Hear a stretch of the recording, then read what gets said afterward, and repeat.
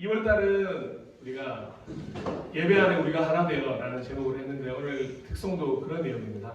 다른 게 아니라요. With you, 당신과 함께 이 길을 갈 수 있으면 좋겠다는 뜻의 찬양이었습니다. 너무 좋죠? 네, 감사합니다. 그래서 오늘 자기가 하고 자기가 맞추시는 정말 놀라운 일이죠. 네. 오늘은 그래서 마지막 시간으로 우리만을 넘어 누구와도 하나가 될 수 있도록, 또 다시 한번 말씀드릴게요. 우리만을 넘어 누구와도 하나가 되도록 이라는 제목으로 오늘 읽어주신 사도행전 9장 가지고 이야기 함께 나눠보도록 하겠습니다. 많은 사람들이 한계를 뛰어넘는 사람과 어떤 상황을 볼 때 놀라움을 느끼고 또 환호성을 지르곤 합니다. 그래서 도무지 불가능해 보이는 일 같은데 그 불가능을 가능으로 만드는 일이 일어났을 때는 정말 진심으로 박수도 치게 되는 것 같습니다. 그만큼 한계를 뛰어넘는다는 것, 불가능을 가능으로 만든다는 것은 쉽지 않기 때문입니다. 특별히 그 기적을 이룬 존재가 대부분 사람이기 때문에 더 존경심을 품게 됩니다. 그리고 보이지 않는 곳에서 그 사람이 불가능과 한계를 뛰어넘어서 얼마나 고생했을까?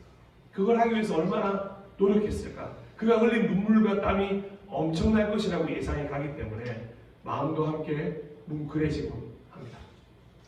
특별히 오늘 예배를 드리는 모든 분들이 이 영어 단어를 좀 마음에 각인하셨으면 좋겠습니다. 바로 overcome입니다. 불가능을 가능으로 바꾸고 한계를 극복한다는 뜻의 단어입니다. 특히 하나님을 표현할 때, 그리스도인을 표현할 때 자주 사용되는 단어이기도 합니다. 왜냐하면 하나님과 그리스도인들이야말로 불가능을 가능으로 바꾸고 한계를 뛰어넘은 존재들이기 때문에 그렇습니다. 우리는 수많은 영역에서 이 오버컴의 모습을 볼 수가 있습니다. 남자 육상 100m를 예로 한번 들어볼까요? 남자 육상 100m에서는 불가능해 보이던 마의 10초벽이 있었습니다. 그런데 1968년 미국의 짐 하인즈라는 선수가 이 마의 10초벽을 깨게 됩니다. 물론 지금은 우사인 볼트가 2009년에 9초 58이라고 하는 정말 말도 안 되는 기록을 가지고 있긴 하지만 당시에 이 10초벽이 깨졌을 때는 정말 세계에서 극찬을 아끼지 않았다고 합니다. 또 다른 영역도 있습니다. 1953년 오전 11시 30분에는 정말 세계가 떠들썩했다고 합니다. 바로 인류 최초로 영국 원정대인 에드먼드 힐러리와 셰르파인 첸징 노르가이가 에베레스트산 최고봉 정상에 올랐기 때문이었다고 합니다. 대단한 일이죠. 지금으로부터 무려 약 70년 전인가요? 그때 벌써 에베레스트산 최고봉에 올랐다니 하니 대단한 일이 아닐 수 없습니다. 또 하나 더 있을까요? 2010년 1월 4일 두바이에서는 전 세계의 역사를 뒤바꾼 아주 놀라운 일이 일어났습니다. 우리나라의 삼성건설도 이 주요 시공사로 참여해서 되게 큰 의미를 남긴 그 역사이기도 하는데요. 바로 UAE, 아랍에미리트죠. 두바이에서 인간이 만든 최고의 높이인 건축물인 부르즈 할리파, 이름도 어렵네요. 부르즈 할리파가 완공되었기 때문입니다. 어떠세요? 엄청나죠? 무려 829.8m 높이에 163층으로 되어 있고 공사 기간만 6년이 걸렸다고 합니다. 서울에 롯데월드가 있는 거 아시죠? 롯데월드타워. 그 롯데월드타워가 123층에 555m라고. 제가 실제로 눈앞에서 본 적은 없습니다만 지나가면서 봤는데 정말 어마어마한 높이인데요. 근데 이 부르즈 할리파는 그보다 약 300m가 더 높으니까 얼마나 높은지 감도 잘 잡히지 않습니다. 그런데 이 건축물이 더 놀라운 이유는 뭐냐면 이 건축물이 바로 사막 위에 지어졌다는 이야기, 모래 위에 지어졌다는 이야기죠. 참 인간의 기술이라는 게 대단하지 않습니까? 그런데 더 놀라운 점이 있습니다. 이거를 질투하는 옆에 사우디아라비아에 있는 우리 갑부, 여러분 이름만 되면 다 아는 그분이 무려 1007m가 되는 제다타워를 짓고 있다고 합니다. 곧 완공을 앞두고 있다고 하네요. 정말 어마어마하죠. 정말 불가능을 넘어서고 한계를 넘어서는 많은 일들이 일어나고 있습니다. 사실 이렇게 멀리서 찾을 것도 없이 저희가 읽고 있는 성경 속에서도 수많은 오버컴을 만날 수 있습니다. 하나님이야말로 다시 한번 말씀드리지만 불가능을 가능으로 바꾸시고 한계를 뛰어넘는 분이시며 또 우리를 그렇게 만들어주시는 분이기 때문입니다. 어떤 게 가장 놀라운지 아십니까? 죄를 구원으로 바꾸어 주셨습니다. 슬픔을 희락으로 바꾸셨고 절망을 희락으로 바꾸신 분이 우리 하나님이시기 때문에 그렇습니다. 그리고 기적적으로 오늘날 나와 같은 사람도 정말 귀하다. 너 정말 귀해. 세상에서는 별 볼일 없는 사람이지만 아니 너 참 귀해 라고 말씀해 주시는 그 기적 같은 일이 벌어지고 있는 이 현장. 그래서 친히 우리를 통해 예배를 받고 계신다는 것 자체가 얼마나 놀라운 일이라고 할 수 있겠습니까? 이스라엘과도 너무 먼 거리에 있던 우리나라에 교회가 세워질 거라고 복음이 전해질 거라고 생각했던 사람은 거의 없었습니다. 사실 복음이 이곳까지 오지 않아도 왜 우리한테는 복음을 안 전해줘요? 라고 할 말이 없는 땅에 살고 있습니다.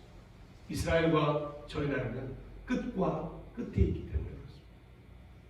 그런데 불가능을 가능으로 만들었던 수많은 선교사님들 덕분에 그 헌신과 노고 덕분에 이 땅에 복음이 심겨졌고 지금은 얼마나 많은 교회들이 존재하고 있는지 아주 쉽게 발견할 수 있습니다. 아무리 생각해도 진짜 기적 같은 일은 이런 게 기적 같은 일이 아닐까 생각합니다. 그리고 이 기적 같은 일들, 즉 이방인들에게도 복음을 전하게 만든 최초의 장본인도 바로 불가능을 가능으로 바꾸었던 상황 가운데 있었던 인물이었습니다. 매 순간 한계를 넘어서는 놀라운 사랑의 현장에 있었던 사람이기도 합니다.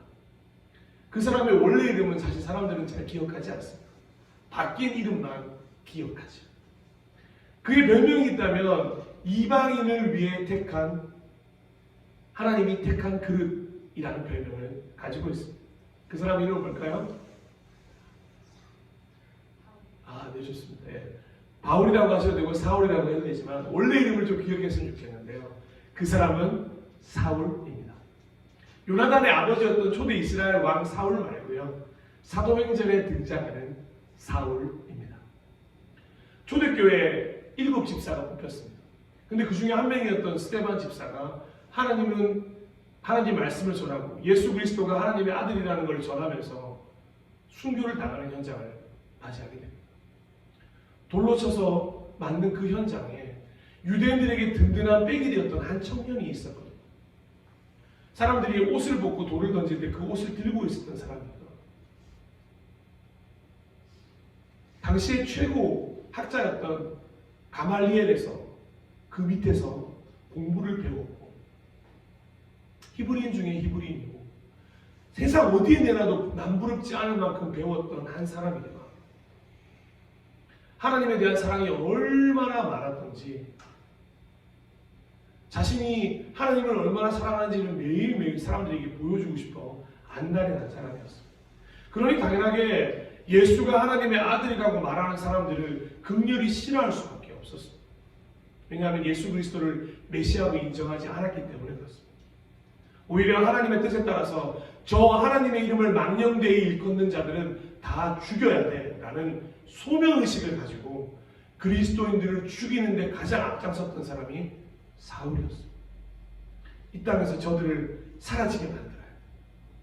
실제로 당시에 수많은 교회와 그리스도인들 또 제자들을 위협하는 가장 경계 대상 1호가 누구였냐고 묻는다면 바로 사울이라고 말씀드릴 수 있습니다.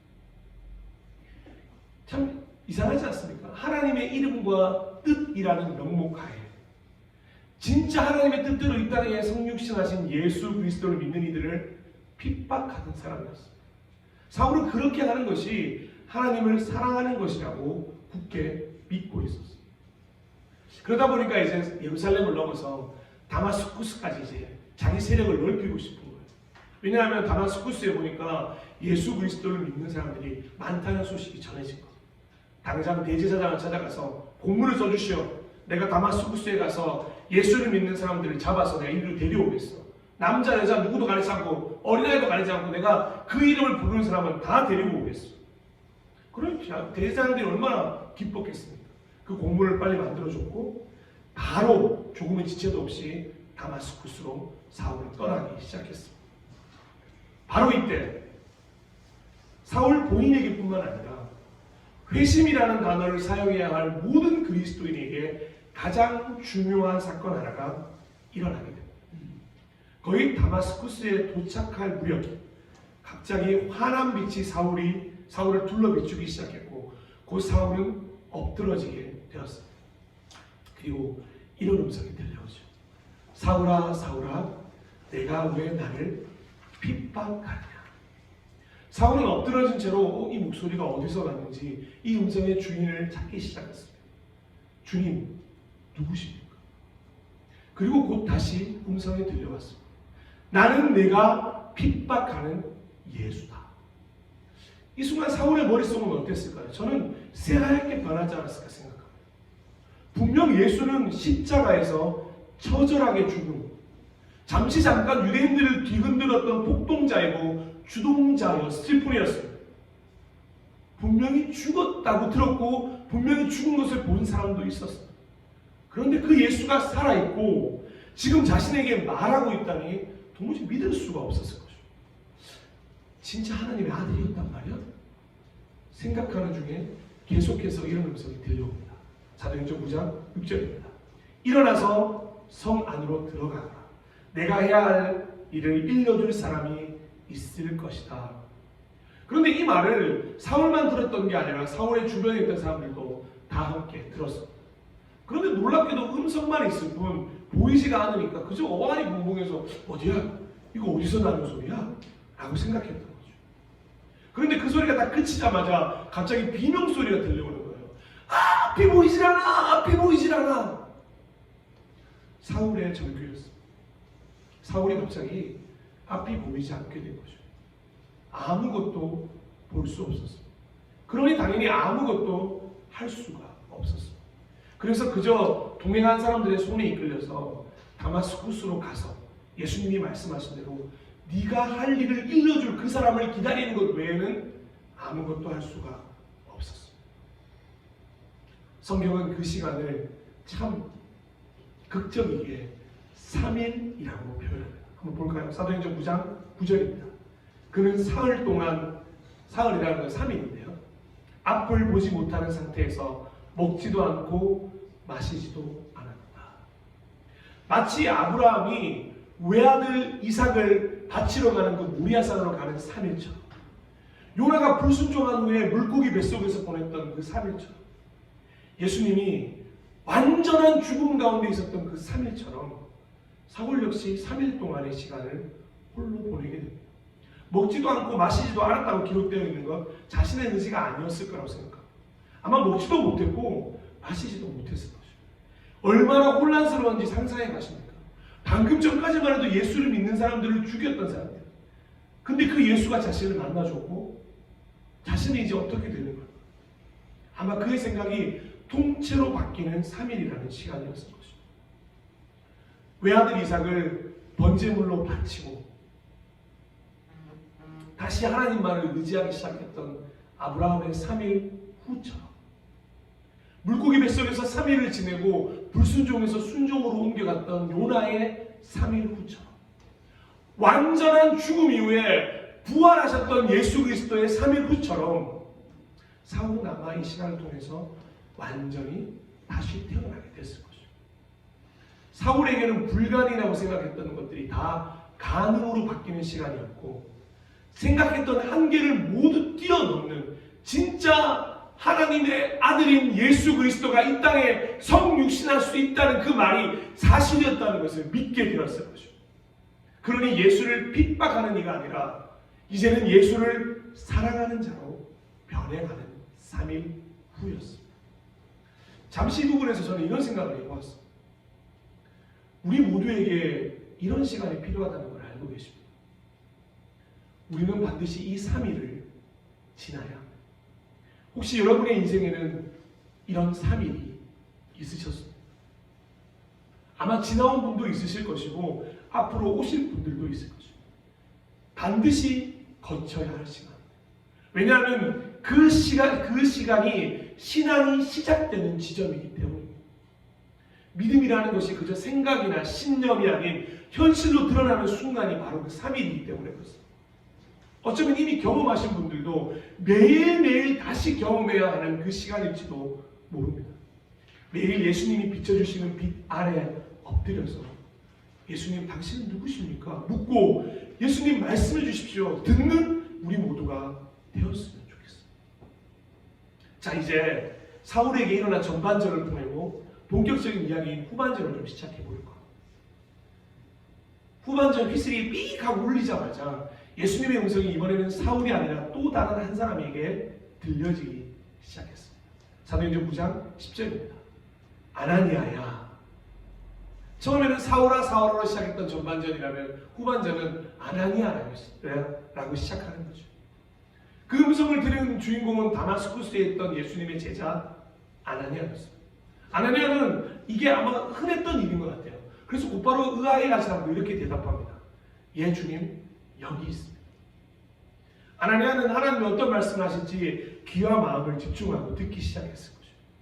그런데 예수님의 음성을 듣던 아나니아의 얼굴이 점점 굳어지는 것이 아니겠습니까?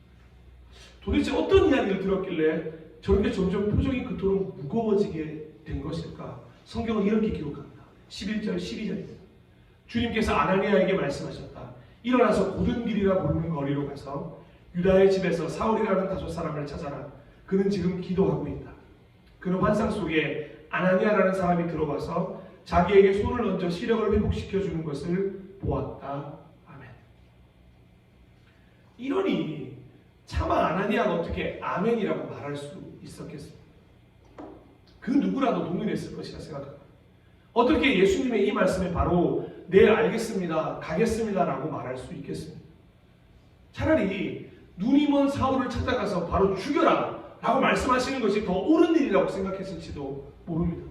그래서 아나니아는 거절을 선택하면서 예수님께 이렇게 대답합니다. 이어진 13절, 14절. 아나니아가 대답하였다. 주님, 그가 예루살렘에서 주님의 성도들에게 얼마나 해를 끼쳤는지를 나는 많은 사람에게 들었습니다. 그리고 그는 주님의 이름을 부르는 사람들을 잡아갈 권한을 대제사장들에게서 받아가지고 여기에 와 있습니다. 반대할 수밖에 없겠죠. 아나니아는 혹시라도 지금 예수님이 지금 일어나고 있는 상황을 모르실까봐 자초지종을 설명한 것이 아니고 완곡히 거절을 표시하십니다. 저는 그런 자에게 갈 수 없습니다. 분명하게 의사전달을 한 것입니다. 충분히 그럴 수 있다고 여러분 생각하지 않으십니까? 자기를 잡으러 온 사람입니다. 자기를 잡으러 온 사람에게 가라고 하시니 저도 아나니아의 이 거절을 좀 옹호하고 싶어요. 제가 아나니아고 해도 절대 가지 않을 것 같습니다. 근데 그런 마음을, 제 마음도, 그런 아나니아의 마음도 예수님이 왜 모르시겠습니까? 너무도 잘 알고 계십니다. 그래서 이렇게 말씀을 이어가시는 겁니다. 특별히 세번역보다는 공동번역이 잘 드러나서 공동번역을 한번 읽어드릴게요. 사도행전 9장 15절에서 16절입니다. 주께서는 그에게 다시 이렇게 말씀하셨다. 그래도 가야 한다. 그 사람은 내가 뽑은 인재로서 내 이름을 이방인들과 제왕들과 이방 이스라엘 백성들에게 널리 전파할 사람이다. 나는 그가 내 이름 때문에 얼마나 많은 고난을 받아야 할지 그에게 보여주겠다. 아멘. 그래도 가야 한다. 이 말을 잘 기억해야 할 것입니다. 무엇보다 예배 안에 하나가 되길 원하는 우리 모두가 오늘 꼭 들어야 하고 가슴에 간직하고 돌아가셔야 할 말씀은 내 생각과 다르고 내 생각에는 불가능이고 내 생각에는 여기까지가 한계인데 예수님은 이렇게 말씀하시는 겁니다. 그래도 가야 한다. 그래도 해야 한다. 어떻게 제가 사울에게 갑니까? 하나님, 예수님, 사울이 저를 잡아 죽이려고 하면 어떡합니까? 어떻게 그리고 제가 사울의 눈먼 것을 고쳐주겠습니까? 차라리 평생 그렇게 사울이 눈먼 채로 살라고 자업자득이라고 놀리면고 싶은 게 제 마음이에요. 예수님, 그래도 가야 한다. 그래도 해야 한다. 아나니아는 역시 예수님의 멋진 제자였습니다. 예수님의 이 말씀에 한 번 딱 다시 말씀하시니까 더 변명하지도 않고 더 망설이지도 않고 바로 사울을 만나러 아나니아야말로 저는 성경에서 가장 등장하는 그 놀라운 오버컴, 그 불가능을 가능으로 만들었던 한 사람이라고 저는 말씀드리고 싶습니다. 사도행전 9장 17절에서 19절입니다. 그래서 아나니아가 떠나서 그 집에 들어가 사울에게 손을 얹고, 그 다음 너무 멋있습니다. 형제 사울이여, 그대가 오는 도중에 그대에게 나타나신 주 예수께서 나를 보내셨소. 그것은 그대가 시력을 회복하고 성령으로 충만하게 되도록 하시라는 것이요 하고 말하였다. 곧 사울의 눈에서 비늘 같은 것이 떨어져 나가고 그는 시력을 회복하였다. 그리고 그는 일어나서 침례를 받고 음식을 먹고 힘을 얻었다. 아멘. 저는 바로 이 현장이 교회라고 생각합니다. 이 현장이 바로 교회가 날마다 추구해야 할 하나됨의 행동이라고 저는 생각합니다. 우리만이 아니라 누구와도 하나가 될 수 있도록 지금 아나니아의 행동을 교회가 닮아가야 하는 것입니다. 회복을 선포하고 침례를 주며 식사를 나누고 격려와 위로로 힘을 얻을 수 있도록 해주는 곳, 그것이 어디겠습니까? 바로 교회예요. 바로 이것이 예수님이 우리에게 명령하신 내용이기도 합니다. 마태복음 28장 19절 20절인데요. 이거를 특별히 우리 다 함께 읽어보도록 하겠습니다. 시작. 그러므로 너희는 가서 모든 민족을 다 함께 읽어볼까요? 시작. 그러므로 너희는 가서 모든 민족을 제자로 삼아서 아버지와 아들과 성령의 이름으로 침례를 주고 내가 너희에게 명령한 모든 것을 그들에게 가르쳐 지키게 하여라. 보아라, 내가 세상 끝날까지 항상 너희와 함께 있을 것이다. 아멘. 이 말씀이 이루어지는 현장이 바로 아나니아와 사울의 만남이었다는 것입니다. 그리고 또 하나 아나니아에게 배워야 할 행동이 있습니다.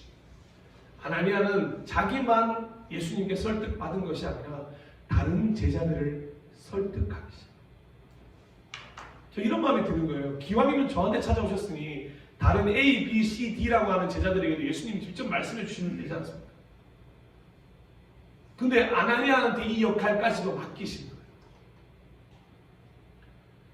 다마스쿠스에 있던 교회 공동체에 사울이 이런 일을 겪었고 이런 일을 해서 예수님께서 이러했다는 걸 전하는 것 자체가 얼마나 큰 부담이었겠어요. 얼마나 조심스러웠을까요? 자신이 스파이로 몰릴 수도 있습니다. 저거 봐, 저 아나니아 저 돈 받고 우리 다 잡아가려고 하는 속셈이야. 당시 그리고 아나니아라고 하는 이름은 잘 사용하지 않던 이름이었어요. 왠지 아십니까? 초대교회에서 그토록 유명했던 사건이 있었잖아요. 아나니아와 삽비라. 그래서 이 아나니아라는 이름에 사람들은 약간 노이로제 같은 것들을 가지고 있었다고 해요. 그래서 자식들에게도 이런 이름을 절대 지어주지 않았다고. 그거 막 이름처럼 뭔가 스파이스 하려는 거 아니야? 얼마나 조심스러웠을까. 그런데 그런 것 다 넘어서서 다마스쿠스 교회를 설득하기 시작합니다. 살아계신 예수님이 나한테 이렇게 말씀하셨어. 전하기 시작했습니다. 그러니 아마 이 아나니아가 평소 교회에서 잘했던 것 같아요. 다마스쿠스 교회 공동체도 사울을 받아주기 시작합니다. 참 멋진 공동체였던 것 같아요. 다마스쿠스 교회 공동체가 저는 오늘 우리 교회가 되었으면 좋겠습니다. 사도행전 9장 19절은 이렇게 얘기합니다. 사울은 며칠 동안 다마스쿠스에 있는 제자들과 함께 지냈다. 아나니아와 함께 있었던 게 아니라 다마스쿠스 교회 공동체와 함께 있었던 겁니다. 사랑하고 존경하고 축복하는 예배자 여러분, 하나님은 사울을 처음부터 만나자마자 곧바로 복음을 전할 수 있도록 너 당장 스페인으로 가! 해서 보내실 수도 있었을 겁니다. 하지만 사울에게는 진심으로 회개할 3일을 주셨고 아나니아에게는 예수님의 제자로서 받은 사랑을 베풀 기회를 주셨고 교회 공동체에는 우리만 이라는 한계를 뛰어넘어서 그 누구와도 하나가 될 수 있는 방을판을 마련해 주신 것입니다. 그래서 이렇게 이야기를 펼쳐가시는 하나님의 나라를 보여주시는 하나님의 마음을 알 수 있도록 하나님과 하나 되는 것이 너무도 중요한 것입니다. 왜 하나님은 이렇게 일을 하시는 분이실까? 왜 하나님은 이렇게 하셨을까? 곰곰이 한번 생각해 보십시오. 사울도 아나니아도 다마스쿠스 공동체도 모두를 위한 일을 하나님은 계획하셨던 것입니다. 이 하나님의 마음을 얼마든지 나눌 수 있는 교회, 하나님의 나라에 동참한 동역자가 그래서 필요한 것입니다. 생각해 보십시오. 이런 사울을 받아들일 수 있는 공동체라면 앞으로 어떤 사람이든 받아들일 수 있지 않겠습니까? 바로 이 사실을 교회 사람들에게 또 교회들에게 이 땅에 지금 있는 우리들에게 가르쳐주고 싶으신 하나님의 마음인 것입니다. 그리고 또 하나 간과하지 말아야 할 것은 사울 역시 완전히 달라진 행동을 보였기 때문에 가능한 일이었습니다. 교회 공동체가 받아들이기로 결정했다는 것만으로 하나가 된 것이 아니었습니다. 하나가 되기로 한 개개인도 달라져야 하는 것입니다. 사울도 노력했고 공동체도 노력했기에 그들은 도무지 하나가 될 수 없는 불가능을 넘어서 하나가 될 수 있었던 것입니다. 교회만이 노력하는 게 아니에요. 여러분 개개인들도 노력하셔야 된다는 거예요. 우리는 그 노력을 사랑이라고밖에 표현할 수 없을 것 같습니다. 불가능을 넘어 가능케 하는 것. 그게 바로 사랑의 비밀이 아닐까 생각합니다. 사실 사랑 외에는 이 방법이 없는 것 같습니다. 그리고 그 방법을 인정할 때 비로소 이 말씀이 우리 교회에도 이루어가게 될 것이라고 믿습니다. 로마서 13장 8절입니다. 제가 한번 읽어드릴게요. 남에게 해야 할 의무를 다하십시오. 그러나 아무리 해도 다할 수 없는 의무가 한 가지 있습니다. 그것은 사랑의 의무입니다. 남을 사랑하는 사람은 이미 율법을 완성했습니다. 아멘. 저희 교회가 율법을 완성한 교회가 되었으면 좋겠습니다.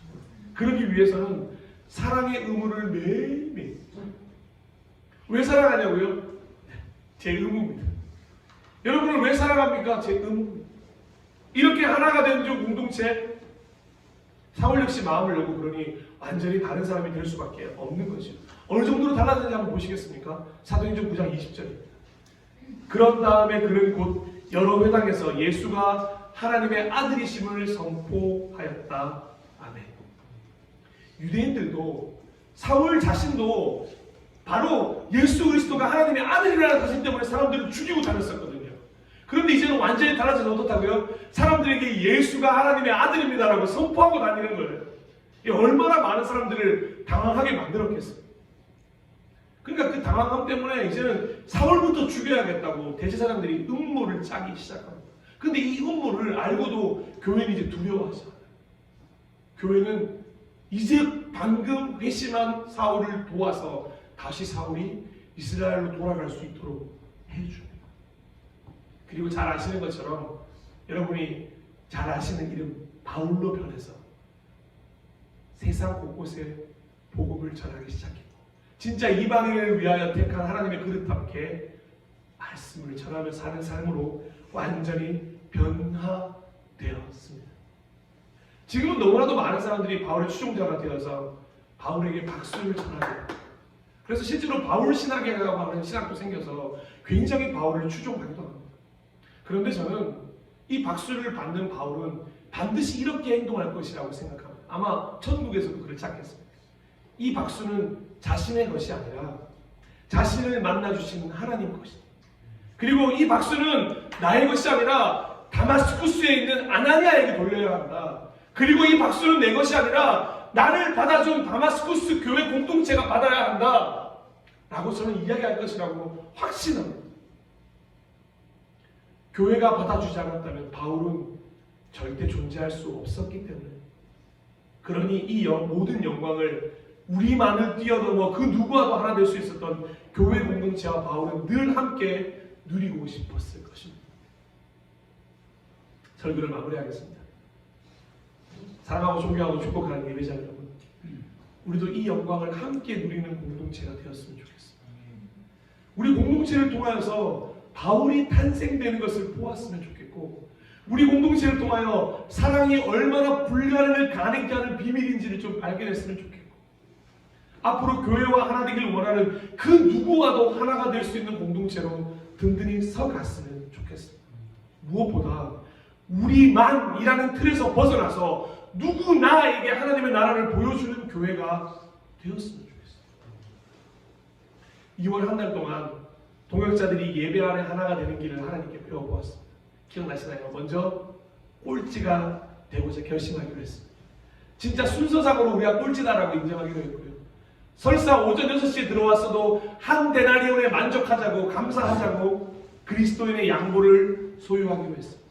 그리고 지난주에 요나단에게서 배웠던 거 기억나십니까? 먼저 마음을 열고 움직일 줄 아는 사람이 되어야 합니다. 내 목숨처럼 상대방을 아낄 줄 아는 사람이 되는 것입니다. 그리고 오늘 이렇게 한 줄로 요약해드리고 싶습니다. 불가능을 가능으로 만들고 한계를 뛰어넘어서 우리만이 아닌 그 누구와도 하나가 될 수 있는 성숙한 오버컴 사랑을 실천할 줄 아는 공동체가 되는 것. 우리 모두 2023년 한 해 동안 부지런히 이렇게 살아가면서 진짜로 예배 안에 하나가 되었으면 좋겠습니다. 이 시간 우리 기대라는 찬양 부르면서 결단하고 기도했으면 좋겠는데요.